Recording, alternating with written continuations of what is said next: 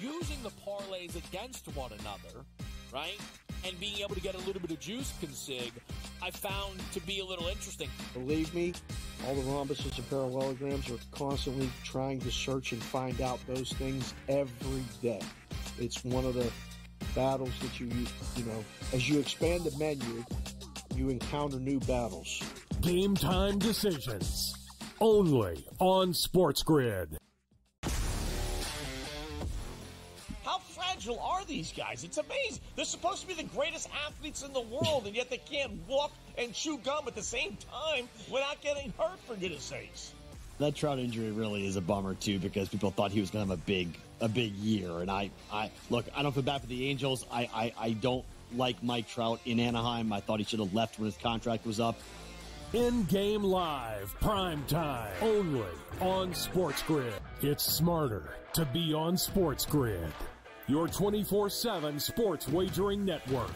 The early line. Magical and historic season in Lincoln, Nebraska continues. He is the best player in the NBA, but also in the biggest moments where the national media is watching. Newswire. Something that we have never seen happen before with one of the iconic coaches in the game. Pharrell, coast to coast. The team covers. It's automatic. It's every time. Not sometimes. It's every time. Game time decisions. Luka is actually far more dangerous from three on the road this year than at home. This game here tonight, you may want to consider taking as many points as humanly possible. In-game live, prime time. We got not one, but two coaches fired systems in place. Sports Rage Late This sort of Night. has letdown written all over it. It's going to be hard to match the emotion that they played with the other night. It's smarter to be on SportsGrid.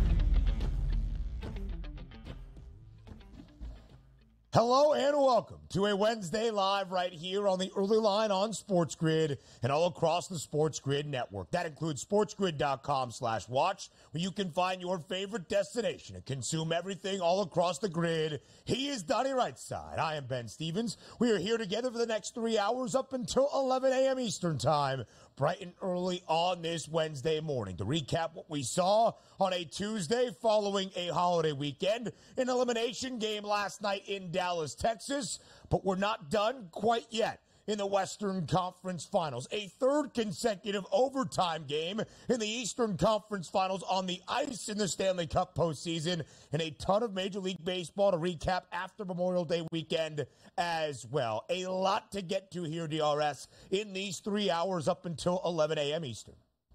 Clap your hands, everybody. Why is that? We're going to have more basketball in the Western Conference, and we love to see it, even though I did think the Mavericks would wrap it up last night. But as I told you repeatedly, Ben, I was hoping that wasn't the case. But having said that, I crowed a lot yesterday about triple-double. Luka Doncic got his. I had a 50-1 same-game parlay that involved a triple-double for Anthony Edwards and came up one assist short of getting that 50-1 parlay yesterday. So tough scene, but I sort of feel vindicated because I kept saying he's going to be on the verge of doing it all. He did it last night. Just needed one more assist. Couldn't get it, but a great performance for the T-Wolves, and we're headed back to Minneapolis.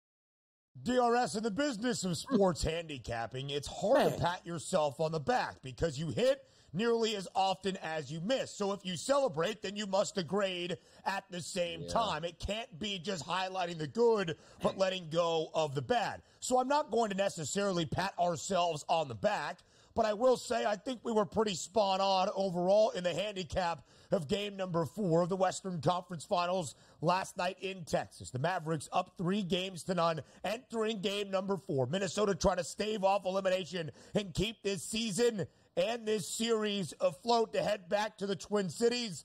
And that's what the Timberwolves do. They win by 5 in game number 4 to force a game number 5 105-100, outright as a short 1.5-point underdog on the road in Dallas. For the first time in this series, Minnesota wins a basketball game. For the first time in this series, the total of 211 does stay under. And Anthony Edwards and Karl Anthony Towns found their groove last night. Cat big in the second half to the tune of 25. Anthony Edwards scores 29. Both players over their points prop. They combine for 54 as Minnesota wins its first game in the WCF. A 3-1 series lead now for Dallas, but the Timberwolves victorious 105-100.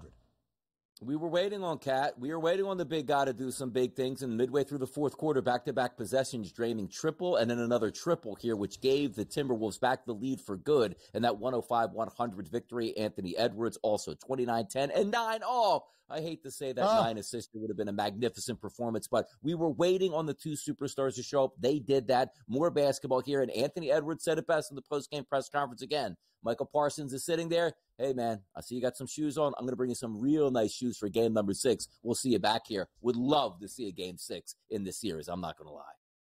The Dallas Mavericks still a win away from the NBA Finals. The Dallas Stars a few wins away from the Stanley Cup Final. Our most recent champion in baseball, the Texas Rangers, in Arlington, not far away from the city center of Dallas. That would leave the Cowboys as the only team that has failed to even sniff a conference championship in the last 25-plus years. And yet the Cowboys in attendance last night, did they put the kibosh on the Mavericks from winning this series in only 4? Plenty more reaction from game number 4 of the Western Conference Finals, and we're glad we still have NBA playoff basketball to discuss this week. Not 2 sweeps in both of the conference finals. Now we go to the ECF in the Stanley Cup postseason. For the 3rd straight game, we see an extra session of overtime, but this time it's the Panthers victorious, coming back to take game number 4 on home ice. 3-2. Down 1-0 after the first. They scored 2 in the second. The Rangers equalize in regulation. Florida wins it in OT. This series tied at 2 games. All the Panthers were a -170. Moneyline home ice favorite last night. Yeah, Panarin got 2 points last night, adding his 9th and 10th assist of the playoffs. But also, when we talk about overtime, you expect like, ooh, was it a long grind? No, we're roughly a minute in to the first overtime period. Sam Reinhart gets that goal, and now we're tied up at 2-2. This is what we were supposed to have, a best of 3 now moving forward in the Eastern Conference Finals. It's been an awesome series, back and forth each game. Who knows who's going to have home ice advantage, but it turns out that if you are the Rangers, all right, let's go back to Madison Square Garden. We got 2 in our building, 1 in Florida. Let's see what happens. But a fantastic series, just got even better as we head in now to game number 5. Yeah, it's going to be tight all throughout. Tied at 2-2. We head back to Madison Square Garden in just a few nights, as Donnie alluded to, for game number 5 of the Eastern Conference Finals. Now to Major League Baseball. A doubleheader yesterday up in Queens at Citi Field after a postponement on Monday due to weather between the Dodgers and the Mets. LA entering this midweek set, losers of 5 in a row. That came to a halt yesterday. The Mets cannot hold on to a lead. In the first game of the doubleheader, Freddie Freeman, a 2-run shot in the 10th as the Dodgers tied it in the 9th to send it to extras. LA wins game 1, 5-2. LA wins game 2, 3-0 behind a couple of long balls that started early and often with Will Smith. Yeah, who knows what the future of the Mets is going to be, which is such an interesting franchise. Doesn't take away from the doubleheader win by the Dodgers, which they really needed that. But the Mets were one of those teams that got new ownership, and they promised, we're just going to spend more money than everybody and bring a World Series to town. Now to sort of tear it down and then have this 22-31 baseball team in the Big Apple, not a good look, especially when the Yankees are playing good baseball across town. A triple header of WNBA action last night. Caitlin Clark and the Indiana Fever etched their first win of the season and her WNBA career over the weekend in LA against the Sparks. Last night in Indy against the Sparks, it was a hot shooting night for Los Angeles. 14 of 23 from deep, and despite a 30-point performance from Caitlin Clark that saw 3 steals, 3 blocks, 6 boards, and 5 dimes, and 3 made triples, 30 points, her career high. The Sparks win outright as an underdog of 5.5 points on the road, 88-82.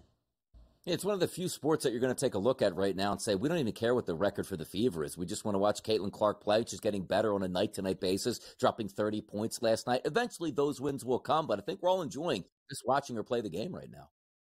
6 dimes, 5 boards. I flipped those off, but she filled up the stat sheet. Aaliyah Boston, 17 points as well. I watched the entirety of the fourth quarter. I'll just say some questionable coaching decisions and offensive structure for Indiana with 2 all-world and number 1 overall picks in the last 2 years. The Connecticut Sun, the best team in the WNBA at this moment. They remain unbeaten, a perfect 6-0 for Connecticut after they hammer, and I mean hammer, the Phoenix Mercury last night at home, 70-47. Connecticut easily covers as a 7.5-point home favorite. Staying easily under the total as well. Hey, man, the WNBA is going to be here all summer long, so get used to us giving those updates to you, and we'll see if we can get some of that good basketball action. Connecticut off to a 6-0 start. The Seattle Storm win on the road in Chicago as a 2.5-point favorite, covering as well. Been a big offseason of optimism for the Houston Texans. Nico Collins now inking a contract extension, 3 years, $72.75 million. Everybody in C.J. Stroud's wide receiving core is happy.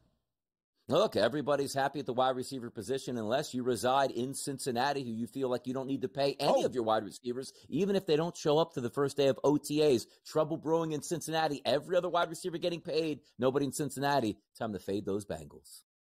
Jamar Chase, T. Higgins have not been there for OTAs. French Open wouldn't be a 7-7 without a French Open recap. Novak Djokovic rolls in straight sets in his opening round, seeking his 25th Grand Slam. Donnie, thoughts? I mean, imagine playing a sport on clay. I mean, what is this? What are we talking about here? Pottery making in Paris. We go to Game 4 of the Western Conference Finals now.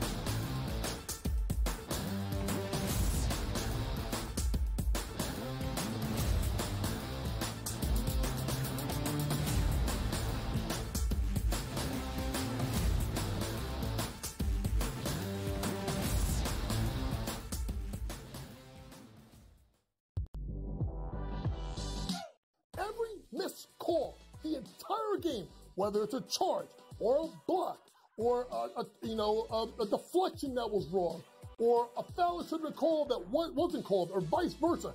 Give me a 48-minute report, and people that will understand that there's so many mistakes that the referees make over the course of the game that referees, ready folks, don't decide the outcome. Betting above the rim, only on SportsGrid. How fragile are these guys? It's amazing. They're supposed to be the greatest athletes in the world, and yet they can't walk and chew gum at the same time without getting hurt, for goodness sakes. That Trout injury really is a bummer, too, because people thought he was going to have a big year. And I don't feel bad for the Angels. I don't like Mike Trout in Anaheim. I thought he should have left when his contract was up. In-game live, prime time, only on SportsGrid.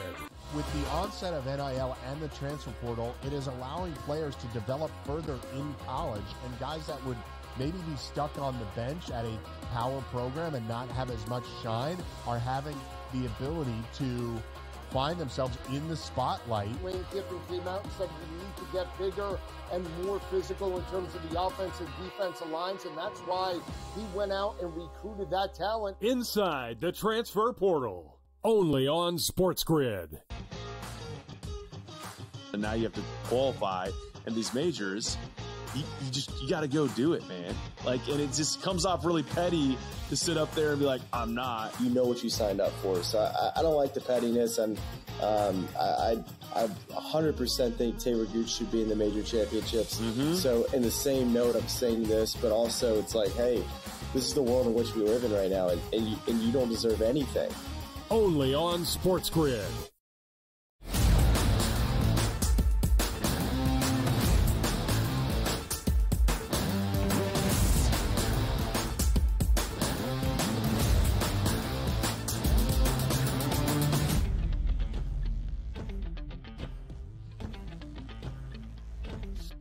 We still have a Western Conference Finals to break down for you live right here on this Wednesday morning on the Early Line on SportsGrid. He is Donnie. I am Ben. Finally, in the WCF, the Minnesota Timberwolves get a win. We will see at least 5 games and not both of the conference finals ending in only 4 and a very fast sweep as Minnesota wins game number 4 last night on the road in Dallas, 105-100.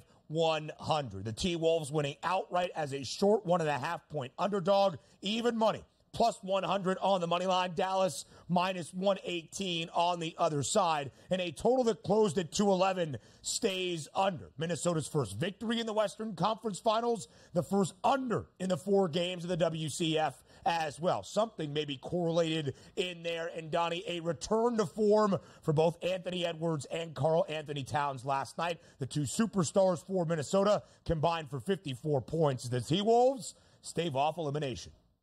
Yeah, surprised they won last night. I really am, because I didn't like what I saw over the first 3 games, which included, there's one thing to be said, Ben, about your 2 best players playing great basketball and you losing games. Throw your hands up. What are you going to do? The other team is just better. But what we were seeing out of the Minnesota Timberwolves was their superstar players not matching the superstars on the Mavericks. And last night, they outdid them. And how about this? Karl Anthony Towns, and a much maligned Karl Anthony Towns, who self-proclaimed I'm the best big man shooter of all time, couldn't find and, hit water out of a boat at this point. But you're saying to yourself, 9 of 13, Ben, from the field, 30 minutes and 4 of 5 from three-point range, which included a perfect 3 of 3 from the field free throw line, 25 points. That is exactly what you needed. And how many times did we talk about Anthony Edwards early in the series? Hey, Ant, get off the three-point line. You're a dominant athlete. Get to the rim. 2 of 5 from three-point range. That's what you want to see. You still have to keep the defense honest. Let them know you're going to shoot the three-point shot and make a fair amount of them, which 2 of 5 you'll take each and every night. But the 29 points coming from being aggressive with 25 chances at the rim. And also keep in mind, having those 10 rebounds and 9 assists on offense. He was a part of the entire game flow, which you needed to see.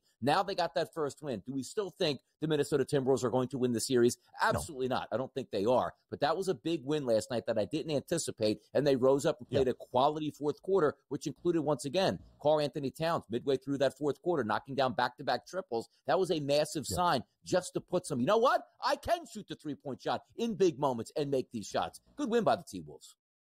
His points prop last night for Cat, 19.5, 1.5 made threes. He finally got over both of those numbers. And frankly, as Donnie and I discussed multiple times throughout the postseason, entering game number 4 last night, if you are going to keep your season afloat, if you are going to send this series to a 5th game back in Minneapolis, you need to lead with your superstars. And that is what happened. Karl Anthony Towns over his points prop, finishing with 25. Anthony Edwards over his points prop of 27.5, finishing with 29, 10 boards, 1 dime shy of that triple-double that Donnie alluded to yesterday, a 27-1 number. And this was not a blowout victory for the Minnesota Timberwolves to resurface as a legit threat in the Western Conference Finals. Yes, they have forced a 5th game. Yes, we will discuss the overall WCF outlook following game number 4 last night in Dallas. But every game so far, Donnie, in this 4-game set to this point, decided by single digits, 9 points or less. 3 of the 4 decided by 5 points or less. In the second half, no lead was larger than 8, and that was the Timberwolves pulling away in the final 2 minutes before Luka Doncic and Dallas got it back to just a 1-possession game in the final 30 seconds. These games have been grinded out and close to the bitter end. Minnesota wins outright as a short underdog. The Timberwolves in this postseason, 6-2 straight up and against the number as an underdog then, of course, throughout this playoff run. And as we shared, all 4 wins for Minnesota in their second-round set against the Nuggets. Total stayed under. The T-Wolves win their first game in the Western Conference Finals, and it's the first under of this series as well, staying under the total of 211 pregame. Yes, it did. So that correlation does line up because the better defensive team is the Minnesota Timberwolves. If you think they're going to win and the game stays under, they have a better chance of that. But also Anthony Edwards, late in that game, under a minute to go, one possession ball game, made a big-time shot here to put them back up 5 points. So you're starting to also gain that momentum. It would be a little bit different. It said, well, McDaniels had 32 points, or Rudy Gobert showed up and scored 25 points to rescue them, and we would still be waiting here on a Wednesday morning saying to ourselves, my goodness, is Anthony Edwards and Karl Anthony Towns ever going to play? That confidence that they just got from game 4, which was an elimination game for them, staving it off and going back to Minneapolis, that is massive here because Anthony Edwards can say, okay, we're back in the series, and I expect to be here for game number 6, as he said last night, but just Karl Anthony Towns stepping away, catching a breather from all that humiliation, I guess you can say, where we kept on posting the graphics how he couldn't make a three-point shot from a guy that's known to make the three-point shot. Liked everything what I saw for the Timberwolves, but also keep in mind, Dallas didn't get blown out. They have 3 more chances to close this out. And if we think it's going to be an automatic game 6 back in Dallas, you're a little bit misguided there. The Dallas Mavericks has shown they can win on the road in big spots. So I wouldn't be surprised if they did actually win in game number 5. But once again, the fan in me, the content person in me comes out and goes, boy, take this as long as possible. And one quick point on this too.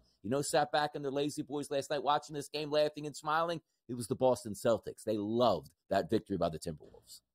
As long as this prolongs, we have said it multiple times, Game 1 of the NBA Finals does not change based on the result of the WCF. It is a week from tomorrow. That's when it starts, Thursday, June 6th. Speaking of Dallas's dynamic duo, for the first time in this series, both Luka Doncic and Kyrie Irving stay under their pregame points prop. 29.5 was the number for Luka. He finishes with 28. Oh, by the way, 15 boards and 10 dimes. His second triple-double in this series out of only 4 games. First time in this set, DRS, Kyrie Irving has not reached at least 20. He has scored at least 20 in the previous 3 entering last night.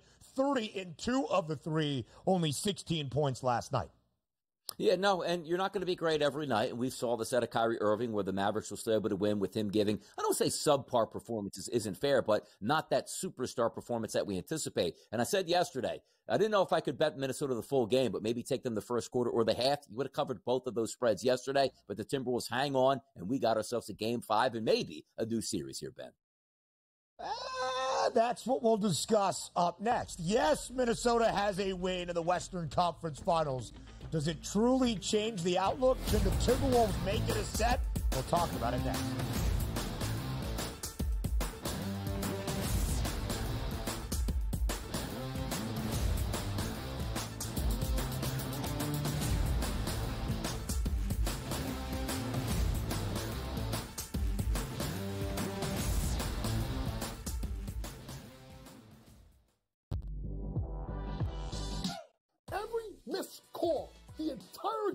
Whether it's a charge or a block or a deflection that was wrong or a foul that should have been called that wasn't called or vice versa.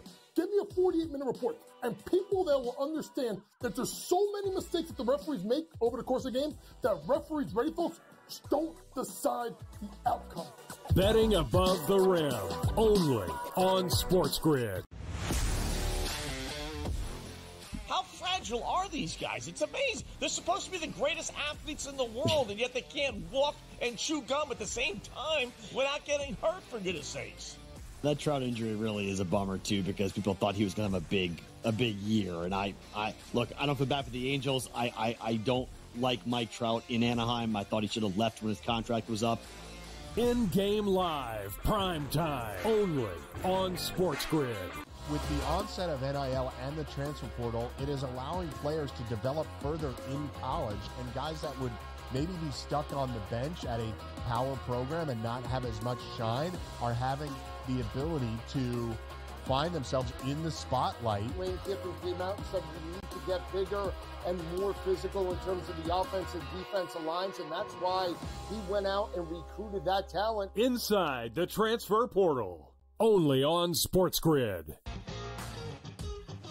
And now you have to qualify, and these majors, you got to go do it, man. Like, and it just comes off really petty to sit up there and be like, I'm not. You know what you signed up for. So I don't like the pettiness, and I 100% think Taylor Gooch should be in the major championships.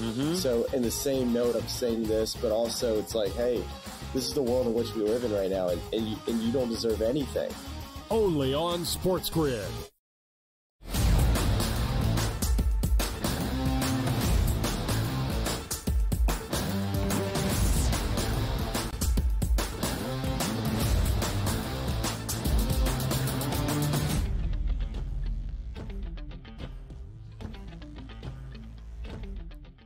No sweeps allowed in the Western Conference Finals. We will see at least 5 games as we get ready to head back to Minneapolis, a second change of venue in the WCF for game number 5 tomorrow night. Now, the Minnesota Timberwolves are a 4.5-point favorite for a 5th game. If you were just to follow the odds outlook, we might have ourselves a series.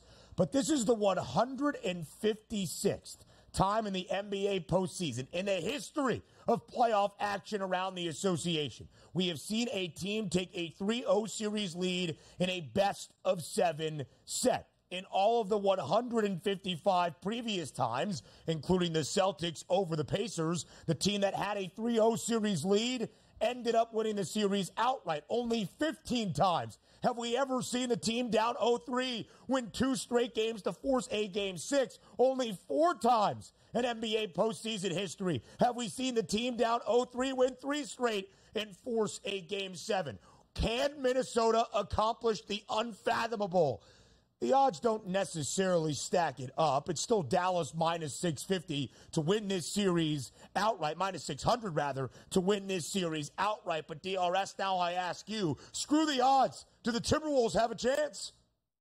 To win the series, no, I don't think they do, because it still means 3 straight victories against a quality opponent in Luka Doncic. Now, granted, you might have a better chance at pulling off this miracle comeback if we start to heal. Man, Luka's really bad on his knee. He's going to sit a game or 2 out, and maybe it's going to come down to this Game 7. You still have to play flawless basketball for 3 straight games. Yes, you're on your home court for Minnesota in game number 5. That should be a big deal because you're favored now by 4.5 points. We also saw that graphic come up where if you're asking like the series prices and laying the line, minus 2.5 games, plus 2.5 games, it's basically just the money line here for game number 5. The Timberwolves are a minus 190 favorite. If they win that game, obviously you'd cash that and also would cash in that plus 2.5. I do think the Minnesota Timberwolves win game number 5. I don't think we go 7 games. But having said that, it's not even a foregone conclusion. Like, okay, it's automatic, like the Timberwolves somehow are just going to win game 5 easy and then be able to return the favor and win again in game number 6. Heading back to game number 7, which you would think they have no chance at winning for the Dallas Mavericks. We've seen that conclusion happen before where that road team still finally steps up. You have to have 4 clunkers in a row from the Mavericks. That wasn't even a clunker that we saw last night, but just the odds are stacked against them. You know Luka and Kyrie in one of these next 3 games are going to combine for 65 points again, and Karl-Anthony Towns might pull it 0 for 8 from the 3-point line, and it's a wrap at this point. I love the fact that we have an extended series, which at least gets to game number 5, but again, the confidence meter here still low. We haven't seen it before, and that's a good basketball team for the Mavericks to win 1 out of their next 3 games. Listen, as the odds would tell you, and as the trends of a long-standing postseason action in the NBA would say, it's difficult for Minnesota even to win game number 5. 15 out of 155 times have we seen a team down 0-3 win 2 consecutive games to even force a Game 6. But the odds here are saying there is a chance. Minnesota, a 4.5-point favorite for game number 5. Donnie is correct. When you look at the odds for Dallas to cover 2.5 games in the series spread, it's minus 190, and that's the same exact price, or it's plus 160 for Dallas to cover 2.5 games. Sorry, I got confused because we're flashing the game board for game 5 instead of the series odds. For Dallas to cover 2.5 games, it's plus 160. That is their price on the money line for game number 5 as well. And I will say this. You see that plus 450 price for Minnesota to win the series outright? As we show you the correct score odds as well, who wins the series and in how many games, the Timberwolves only have one way of potentially winning this series. That is in 7. at plus 420. If you think Minnesota pulls off something we have never seen in NBA playoff history, just bet them outright in the series odds. And my final point, Donnie, before I kick it back to you, the odds expect Dallas to win this series in 6. It is the shortest price available. As we have seen, the Mavericks have been at least a slight favorite, laying 1.5 for both games 3 and 4 at home. You could have a plus money price for the Mavericks in a potential 6th game to clinch this series back on their own home floor. Gives you hedge money line opportunities for that 6th game. Exactly. Game number 5, as we know, the Timberwolves are the favorite. Game number 6, the Dallas Mavericks, barring any massive injuries, will be the favorite there. And then if we do get to a game number 7, the Timberwolves, again, will be back as that 4.5 to 5 point favorite. Hoping it happens here. But also, this isn't your normal team that goes down 0-3 in a series. The Timberwolves are really good. Could they get it together and pull a rabbit out of a hat? Maybe. We just never seen anything like this in NBA history. It would be an unbelievable feat if they even got to game number 7. So we'll take an early look at game number 5. You've already seen the odds. We'll do so up next here on the Early Line.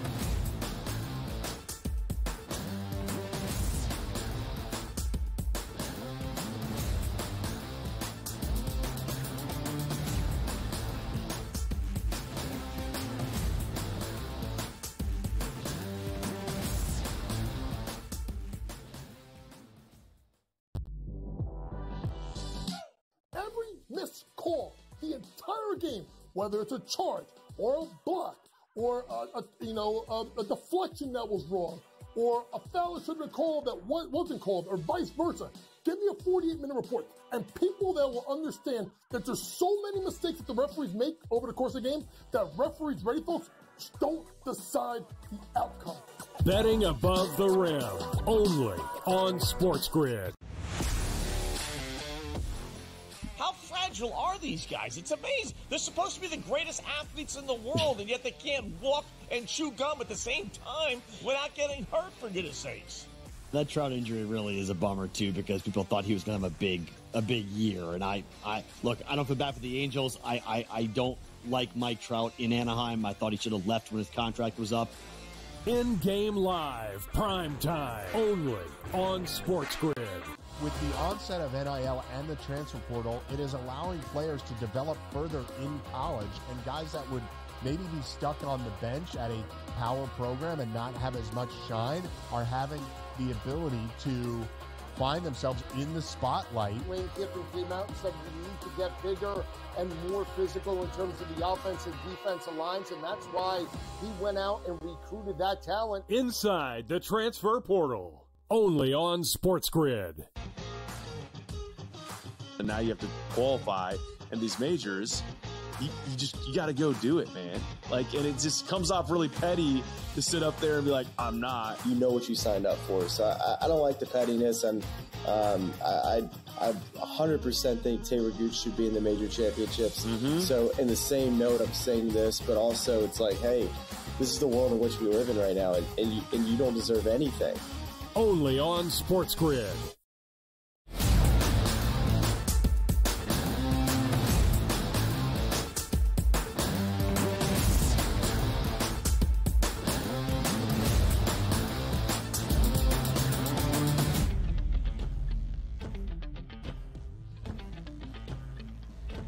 We have one day off of NBA playoff action because, of course, the Boston Celtics have already swept the Indiana Pacers. They're just awaiting to see who wins the Western Conference Finals before the NBA Finals begin exactly 1 week from tomorrow. That is Thursday, June 6th. So tomorrow night, Thursday, game number 5 in Minneapolis of the Western Conference Finals. The Timberwolves keep this series and their season afloat with a victory in game number 4. We head back to the Twin Cities for a game 5 where the spread is 4.5 and the total is 209 and a hook. A little bit of market movement to Minnesota, as you will see, and the total up by a half point as well. What are your early thoughts, DRS, for this 5th game of the WCF tomorrow?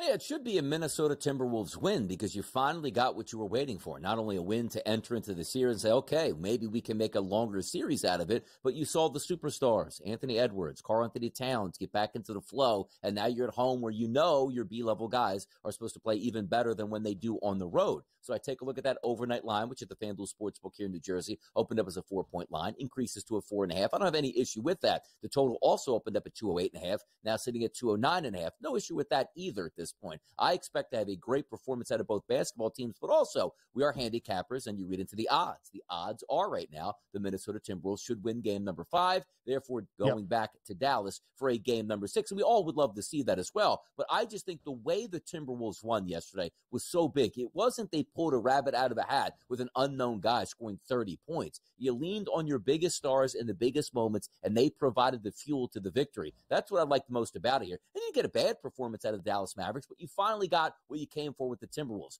Able to have a lead in the fourth quarter and close the door with an Anthony Edwards jump shot, which gave them that 5-point lead late in the game. That's what I wanted to see because that rolls over. That momentum goes there. Karl-Anthony Towns in the first quarter, if he went 0 for 8 again from 3-point range in game number 4, then he was like, you know what? I'll pass this basketball. He knocks down a couple 3-point shots, sees that ball go through, Ben. What's he doing in game number 5? Hey, man, confidence is a go. Let's let it roll.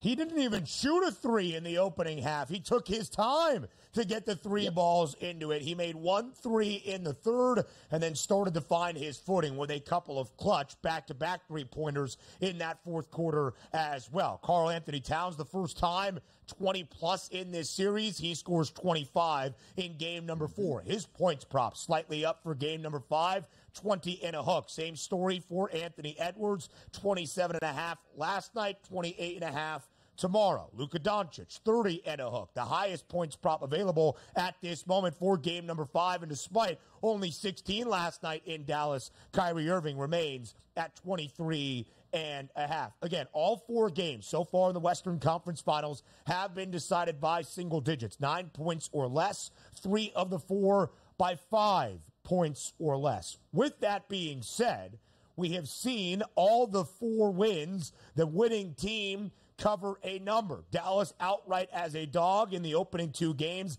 in the Twin Cities. The Mavericks winning by 9 in game 3, covering as a short 1.5-point home favorite. Minnesota outright as a small underdog yesterday in game number 4. Could there be a chance, DRS, for the T-Wolves to win game 5 outright, send us back to Dallas for a game 6, but the Mavericks keep it within that margin?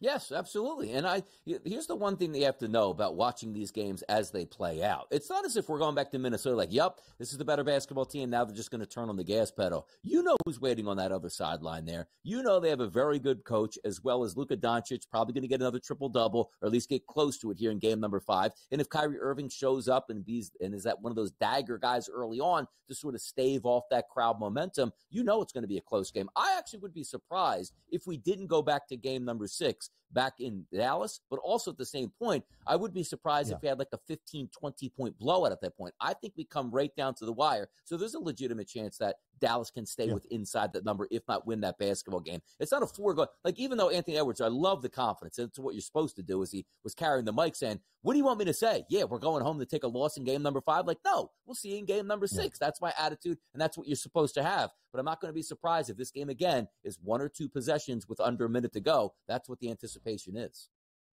And again, if the odds track, as of this moment, the Mavericks to win this series in 6 games, 4 games to 2 is plus 150. Dallas will be even a slight favorite at home. They've only laid 1.5 points in both of the games in Dallas so far in this series. But there you go. There's your value if you think Minnesota can stave off elimination once more and win game 5 tomorrow night in the Twin Cities. With all of that being said, it is our 2nd consecutive elimination game. And maybe it was elimination, maybe it was the T-Wolves finally victorious, but last night the total was 211. First Minnesota win, first under of the WCF. Total back down by 1.5 points at 209 and a hook. Last night, highest total of this series. Tomorrow night, slated to be the 2nd highest total of the Western Conference Finals. How many points are we going to see in game number 5?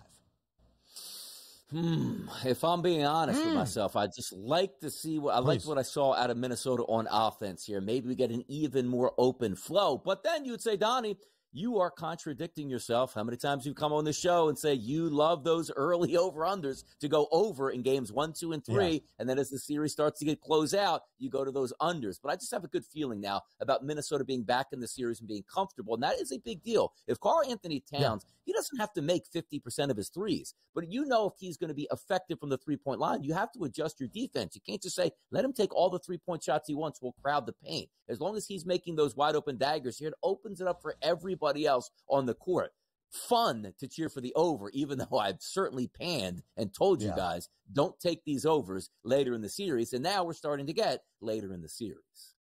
Hey, listen, it's when things tighten up, when you are fighting to keep your season alive for a chance to play in the NBA Finals, you would expect things to pick up in intensity, mainly an effort on the defensive side of the floor. It's what happened in game number 4 last night. 209 in the hook, the total as of right now for game number 5 tomorrow. Again, this is the 156th series that we have seen a team in NBA playoff history take a 3-0 series lead. In the previous 155, the team that had the 3-0 series advantage has won all 155 series. Minnesota trying to become the 16th team in NBA playoff history to even win 2 straight and force a game 6. It does not often happen, and yet the odds expect it. And I'm not going to balk at the odds, but I think my conviction wavers just a little bit. And I had Minnesota money line as my best bet yesterday on the show. So the Dallas Mavericks did not wrap up the series last night. There will be at least a 5th game. The Western Conference Finals continues. And Donnie said, sitting back in the lazy boys, maybe the legs in the hyperbolic chambers to get rested. The Boston Celtics most likely enjoy that ahead of game 1 of the NBA Finals a week from tomorrow, Thursday, June 6th. And the odds makers agree with the lazy boys, minus 230. The price better by 10 cents on the Celtics to win the NBA championship in title number 18. Don't bet it. And why do I say don't bet it? I think Boston has a great shot of winning their 18th Larry O'Brien trophy in NBA history. But DRS, yesterday, we told you that line at minus 220 was very indicative of what the early hypothetical look was for the Celtics versus the Mavericks. They were hanging the hypothetical series price yesterday. It was minus 215. You're paying a bad price. When Dallas wins this series, and more than likely the Mavericks will, that number's going to come back down. At least that would be my thought, barring any injuries. So don't bet the Celtics just yet. That's my perspective. No, it is. And the only reason that you would look and say maybe it's getting a little bit extended is maybe with more games comes more injury possibilities, which the Celtics have certainly feasted on so far in the Eastern Conference. We're not saying it's going to happen in the NBA Finals, but you're right about this. If 230 goes to 240 to 250, just wait on it. That number's going to backtrack the minute we actually have a victor in the Western Conference. So Ben is right. Don't bet the Celtics right now. Wait on that. Wait. God doesn't often agree with me. Donnie, thank you so much. Around Major League Baseball. Up next.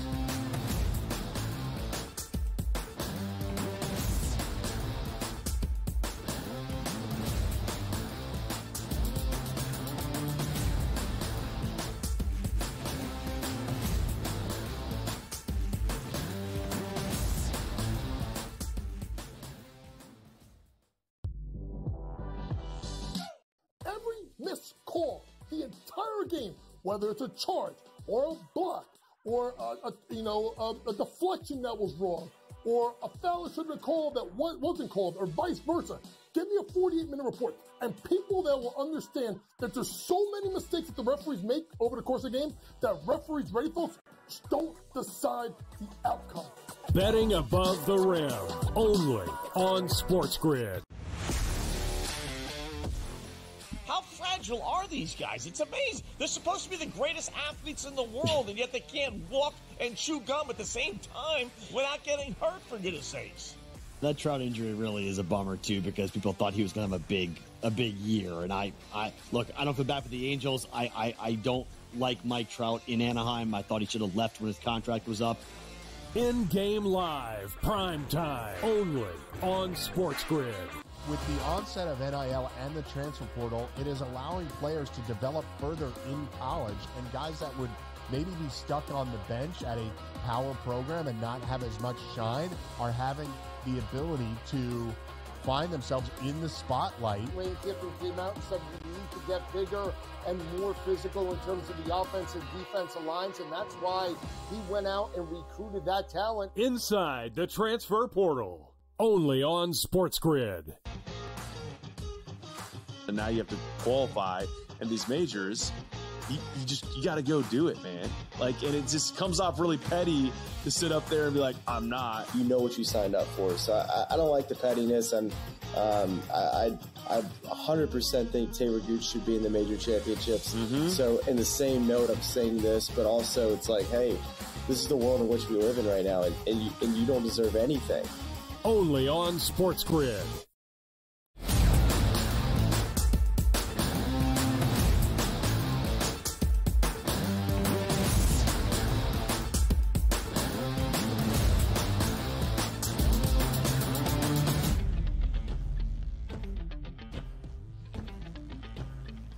How could the Dodgers snap a 5-game losing skid ahead of a doubleheader yesterday in Citi Field against the New York Mets? They win both of those 2 games. After a rainout on Monday's Memorial Day slate, the Dodgers and the Amazons square off for 2 yesterday. It doesn't matter if it's Edwin Diaz. It doesn't matter if it's Adam Ottavino. The Mets cannot hold on to a lead when they are up in the top of the 9th. Yesterday, the Dodgers even it at 2 in the first game of the doubleheader. Freddie Freeman hits a 2-run shot in the top of the 10th in extras. The Dodgers add on another run. They win 5-2 in the opener. Booked as a minus 210 moneyline favorite. The Dodgers make good on that price with Tyler Glass now on the bump and Tyler McGill on the other side for New York. Sensational. Game number 2 DRS. The Dodgers hit a home run in the first. Will Smith, they never look back. They win game number 2 by a final of 3-0. Booked as a minus 126. Moneyline road favorite up in Queens against the Mets. Bad times for New York. Good times, at least, for the Dodgers, snapping a 5-game skid with 2 straight wins. They needed that. And usually you come into a doubleheader and say, we're probably just going to get a split here. But also, if you're the Dodgers, you haven't scored a run. Your offense has been terrible over the past couple games. You find yourself down 2-0. Oh, no, we're going to get shut out in game number 1. We better win game number 2. They end up winning both of those because the Mets just can't close anybody out, whether it's Edwin Diaz coming in to close or you give him a breather and bring somebody else in. It doesn't matter. Things aren't happening for them late in the innings. And that is troublesome because there's no more demoralizing defeat in Major League Baseball than having your bullpen blow a multi-run lead late in the game when you expected to win that game and have a formidable closer like the Mets actually have. But their bats aren't waking up. They sit 22-31 now in the season, but also more important from a Dodgers perspective. You get that doubleheader sweep win. Now you're feeling good, like, okay, we're wiping those bad vibes away over the past 4 to 5 days. Let's get back on it and see if we can destroy the Mets even more. But the question comes down to, we know the Dodgers are good. Coming into the season, we didn't expect a lot from the Mets, but I don't think anybody, even the harshest critic, expected 22-31 out of the gate. I don't know what the future for the Mets is, but right now that future is playing bad baseball. 22-32 DRS. It's even worse than 10 games below 500. No, I feel you there. The New York Mets were an even 500, 18-18 on May the 7th. From that point, New York is 4-14. They have lost 14 of their last 18, and they've had a lead at some point in the baseball game for many of those 14 losses. The Dodgers a favorite in both of the doubleheader yesterday, despite being on the road, despite dropping 5 straight entering. The Dodgers have now been favored in 55 of 57 games this year. World Series rematch yesterday got started in Arlington, and like we saw last October into early November, the Rangers victorious over the Arizona Diamondbacks. Texas wins the opener of this midweek set 4-2 over the D-backs. A 3-run bomb from Corey Seager in the bottom of the 5th. His 7th long ball in the last 7 games for Texas was the difference. The Rangers were booked as a minus 130 home money line favorite. They win game number 1, 4-2. That's a nice win by them, too. And also, we're taking a look at the superstars in the middle of that lineup. Adolis Garcia hitting .237. Seager, even as you said, 7 home runs in 7 days, only hitting .259 on the season. And Marcus Semien has been a wonderful leadoff guy there for the Texas Rangers. He's hitting below .250 as well. You're waiting for that offense to take notes, but also keep in mind, the Texas Rangers, they can afford to have a slump to start the season. Why, Ben? Because they play in the AL West, and nobody's going to run away with that. And as long as you hang out around 500, you have a legitimate chance there. You take a look at the Arizona Diamondbacks, who are at 25-29. You can't hang around that 500 mark because the Los Angeles Dodgers are going to be there and certainly running away right now with that division. So you're taking a look from 2 different perspectives. Like Arizona, Texas, same boat, but not necessarily just because of the leagues and the divisions they play in. But I love what I'm seeing out of Corey Seager here. Eventually, that engine is going to get going on that offense, which does include Adolis Garcia in the middle of that lineup. I think they'll be fine. And to me, if I'm betting on one team moving forward in the West, it's probably the Texas Rangers. Yeah, so right now, Texas gets the victory. They entered yesterday, dropping 10 of their last 13 games, still 3 games below 500, 26 and 29. The D-backs entered 3 games below 500. They now fall to 25 and 29. The good news for Arizona, if there is a silver lining, outside of the Dodgers, Phillies, and Braves, and Atlanta's had some issues here as of late, of course, based on injuries as well. Only 3 other teams in the National League even have a winning record above 500, and those 3 other teams are no better than 2 games above 500. It's the Giants and the Padres playing better baseball within the National League West. San Francisco's won 8 of its last 10 games, and the Chicago Cubs, who are a game above 500. So not terrible for the Arizona Diamondbacks if they still want to make a run to a wild card spot, of which they did last year. And, of course, it ended in a pennant in the National League. The D-backs an even 500, 7-7 straight up in their last 14 games. Again, as we look at the World Series hangover, Texas, 3 games below 500. You can see their prices to get back to the pennant much better than that of Arizona. And to Donnie's point, there's only one team in the American League West that has a winning record, and it's the Seattle Mariners. The M's have won both of their opening 2 games this week in a series against divisional foe, the Houston Astros. The Mariners victorious yesterday after a 3-run 8th. They also win 4-2 over Houston, booked as a slight home money line favorite. They make good on that number. The Astros, Donnie, now 4-6 in their last 10 games after playing some better baseball entering this 10-game stretch.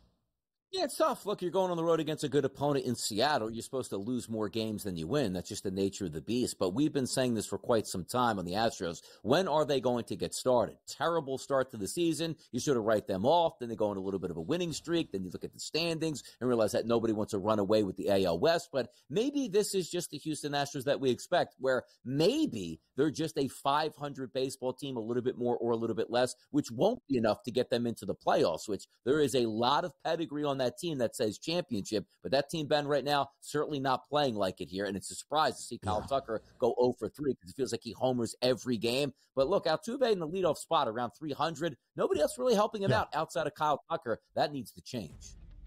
The Astros and Mariners still tied for the 3rd best price to win the American League pennant at plus 750. More around the bigs up next.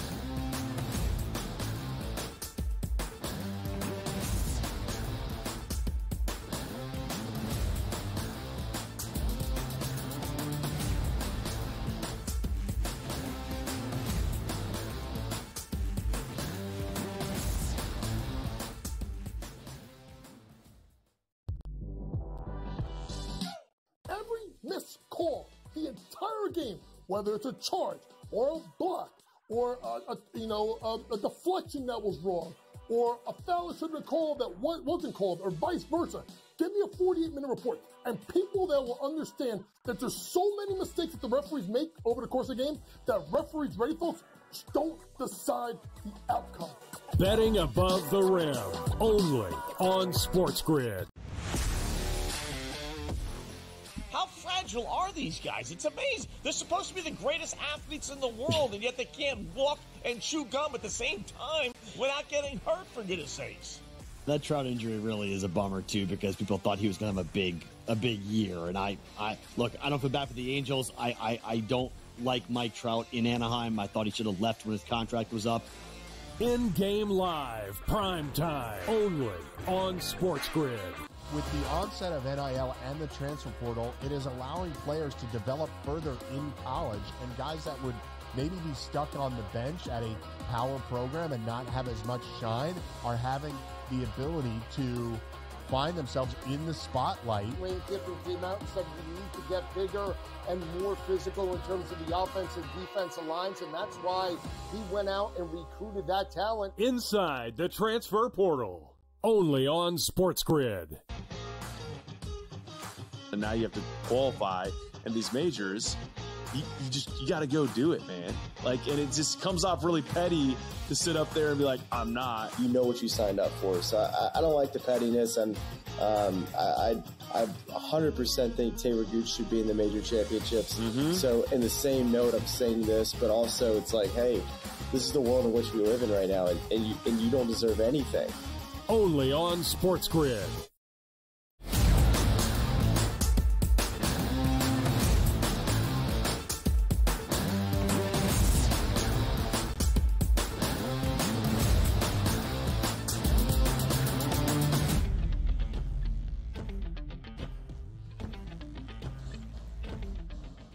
Live right here on this Wednesday on the Early Line, recapping a full day around Major League Baseball from a Tuesday. American League Central divisional duel that has seen the Twins take two in a row over the Kansas City Royals. Yesterday in Minneapolis, the second straight victory for the Twins. They won 6-5 in Game 1. Close, but a one-run victory yesterday. Two-run win for Minnesota. 4-2, booked as a home money line favorite against KC. Cole Reagans, 3 earned over 5 innings, did strike out 7, but picked up his third loss of the season for KC. Yeah, the Twins, who are going through a little bit of an issue here with scoring some runs, but playing the Nationals here, then the Rangers, and now the Royals. They've been playing very good baseball as of late, and I've always liked that lineup. When you take a look even at RBI props, they have a lot of left-handed batters that they can place in against righties, and it makes the lineup interesting. Like Margot was at the top of the lineup yesterday, only hitting 208 on the season, but picked up 2 hits. But you know the normal suspects there, right? The Keplers, the Correas, the Jeffers, the Buxtons, who just came back from injury. And by the way, Buxton goes 2 for 2 yesterday. That's a nice improvement to get back into that lineup. Santana's been very good for them. Yeah. Only hitting 200, but as of late, coming through with some RBI shots. I like this Minnesota team. I don't think they're going anywhere in the grand scheme of things in the American League, but I think early on we identified them as probably the team to beat in the Central, and they're playing like it now, 30-24. Again, after that lapse of a couple really bad stretches on offense, they seem to be correcting those issues. The American League Central right now, the best division in baseball based on records of their top 3 teams. They have the White Sox that probably hold them back in terms of the overall 5-team combined record in this division. But the only division in baseball that sees 3 teams that has a record 2 games above 500 or better for all 3. The American League East is close, but the Red Sox just 1 game above 500. The National League West, 3 teams with 2 games above 500, but the American League Central with the Twins now 6 games above 500 in that 3rd spot behind both KC and Cleveland. The Guardians bounced back from a loss to the Rockies. Cleveland now has won 10 of its last 11, 13-7 yesterday over Colorado in Coors Field, continuing to pace that division. Now we go to Milwaukee, where the Brewers, in a celebration type of way, etched out a victory in their first game of the set in Craig Counsell's return to Wisconsin. Yesterday it went to extras, and Chicago was victorious as an underdog. The Cubbies snapping a 5-game losing skid with a 6-3 victory in 10. Yeah, and by the way, Brown had 7 innings pitched, no hits, no earned runs, 10 Ks, pulled out of the game at 93. Why? Because that's just modern baseball. So we're trying to hold on there to get him a no-hitter. Weren't able to do that, but still picked up the victory in extras. And also, a couple plays across Major League Baseball yesterday. If you're an RBI hunter, which didn't cost me any, but Cody Bellinger, while that no-hitter was still intact, stole a home run away from Willie Adames late in that game. So something to keep an eye on. It's a good win for the Cubs here and a great pitching performance by Brown, and something we always hate to see. A kid is dominant out there. He's got 6 more outs to go. Like 93, if you go to 105, your baseball career just might end. mean, let the guy ride it out. Enough of this.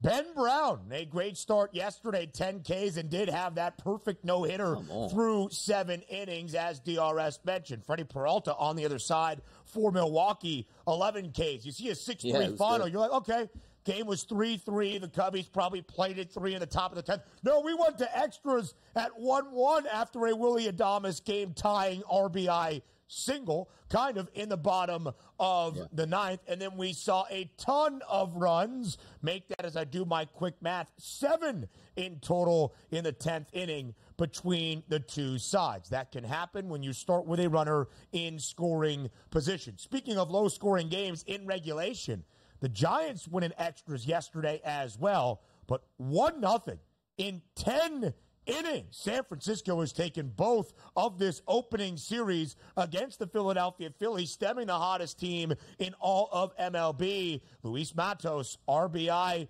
walk-off, fly-out, sac fly, I believe it was. 1-0 victory for the Giants, who again have won 8 of their last 10. Yeah, bullpen game for San Francisco ended up beating Zach Wheeler, who was tremendous yesterday. 6 innings pitched, 2 hits, no earned runs. That should be good enough for a victory. But the Phillies sometimes play hide and seek on offense, which they're hiding right now. They got to come out of that shell sooner than later here, because the Atlanta Braves, as much as banged up and maligned they are, they're getting a little bit closer to the Phillies when that lead should possibly be these 10 games right now. It's half of that. The Phils have lost 3 straight. Atlanta won yesterday. The Braves still 10 games above 500. 31-21, just a 5-game difference as of this moment around the National League East. We will reset where the markets stand in Major League Baseball following Memorial Day weekend when we start our second hour, live right here on this Wednesday on the Early Line, up next on SportsGrid.